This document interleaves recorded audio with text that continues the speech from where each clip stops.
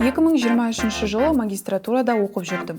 Ол кезде інімнің телефоны ескі болатын. Мен оған жаңасын қалай сыйласам екен деп ойланып жүретінмін. Жаңа телефон 350 мың теңге тұратын еді. Студент болғандықтан мұндай қымбат затты бірден сатып ала алмадым. Сондықтан стипендиямнан ақша жинай бастадым.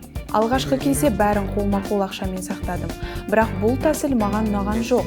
Тиімсіз болды, ақшам көбеймеді. Сол кезде көптеген достарымның Каспи депозитті қолданатыны есіме түсті.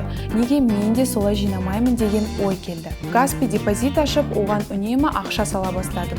Басында әр түскен ақшаның 5%-ын салдым, кейін біртіндеп 10%-ға дейін, сосын 20%-ға дейін көбейттім. Ай сайын түсіп отыратын сыйақы ары қарай сала беруіме көмектесті. Осылайша армандап жүрген 350 мың теңгені жинап, ініме iPhone сыйладым.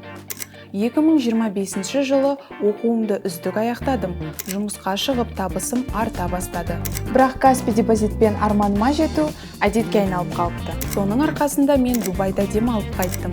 Ағылшын тілі курстарының ақысын төледім. Қазіргі кезде болашаққа арналған жинақтаушы Каспи депозитім бар. Мен қыз ұзату тойына ақша жинап, өмірдегі жаңа кезеңге дайындалып жүрмін.